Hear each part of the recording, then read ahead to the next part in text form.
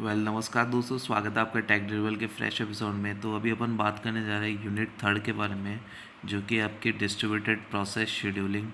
तो यहाँ पर अपन बात करेंगे इस यूनिट के बारे में। और तो जल्दी शुरू करते हैं हमारा वीडियो। Let's go drivel. तो यहाँ पर सबसे पहले बात करते हैं, इसका जो पहला टॉपिक आता है वो आता है लोड बैलेंसिंग इन डिस्ट्रीब्यूटेड सिस्टम। ठीक है ना।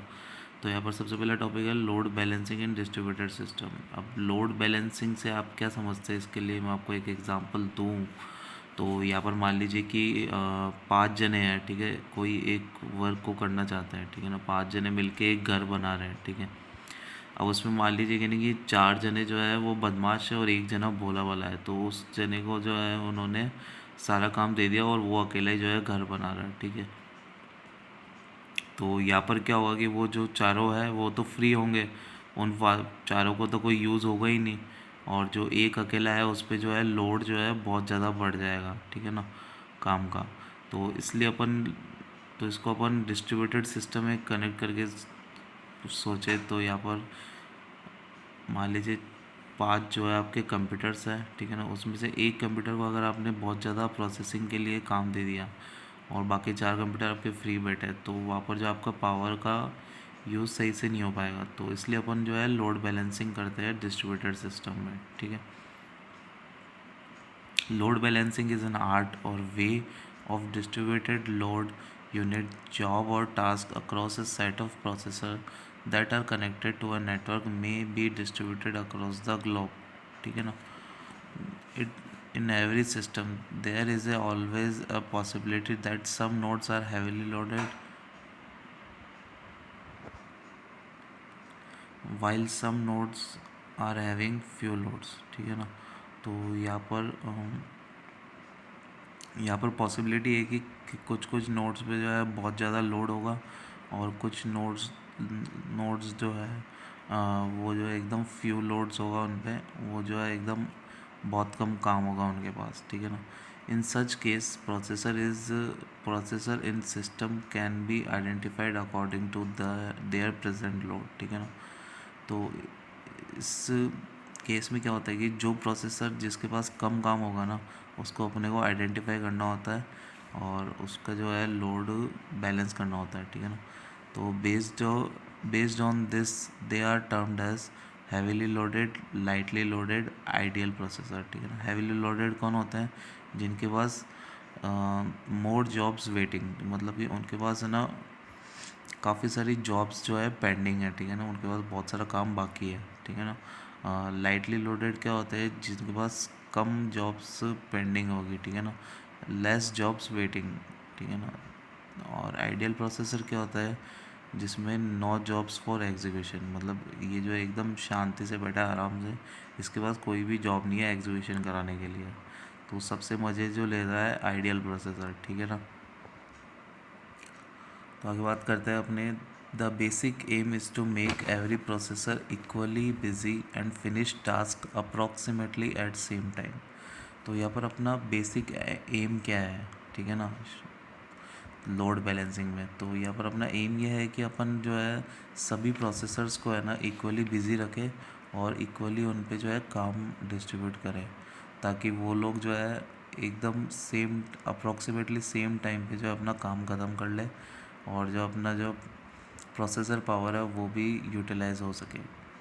This can be done by load balancing. अब ये सब जो कैसे होगा, लोड बैलेंसिंग से होगा। ठीक है, अब इसके एम क्या होता है लोड बैलेंसिंग का, वो पढ़ लेते हैं। तो पहला एम है ऑप्टिमाइज रिसोर्स। तो अपने पास जितने भी रिसोर्सेज है, मान लीजिए आपके जो प्रोसेसर्स की पावर है उसको ऑप्टिमाइज करना। और सेकंड है अपना मैक्सिमाइज थ्रूपुट।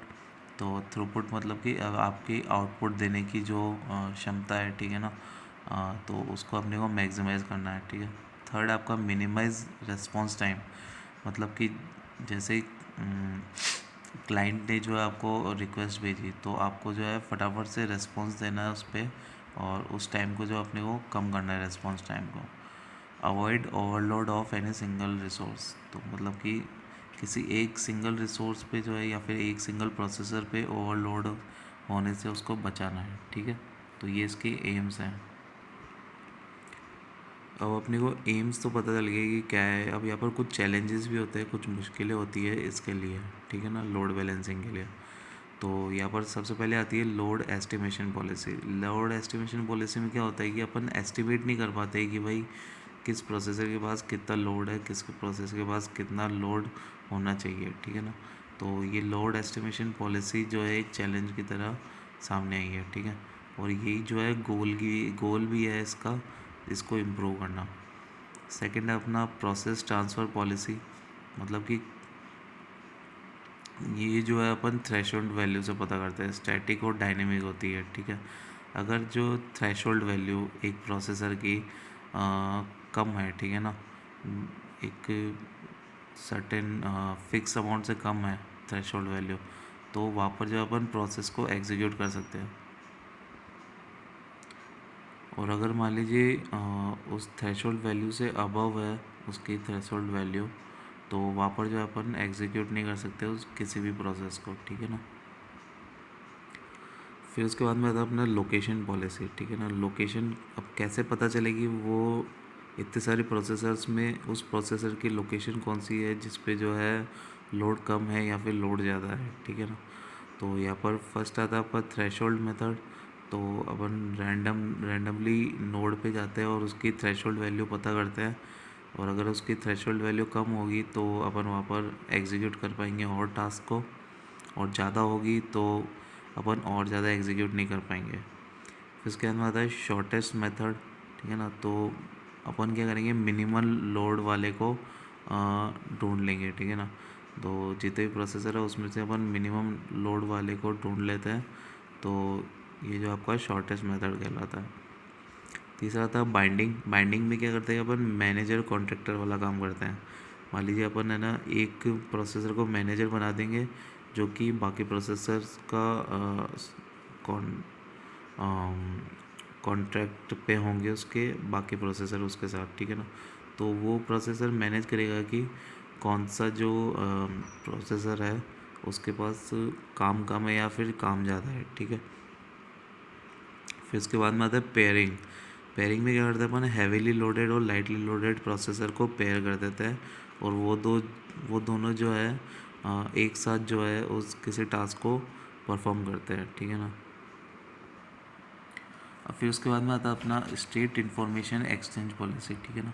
तो अब अपने को कैसे पता चलेगी भाई जो वो जो नोड है वो या फिर प्रोसेसर है वो फ्री है या फिर नहीं है, या फिर वो क्या कर रहा है, ठीक है ना, उसका स्टेट क्या है।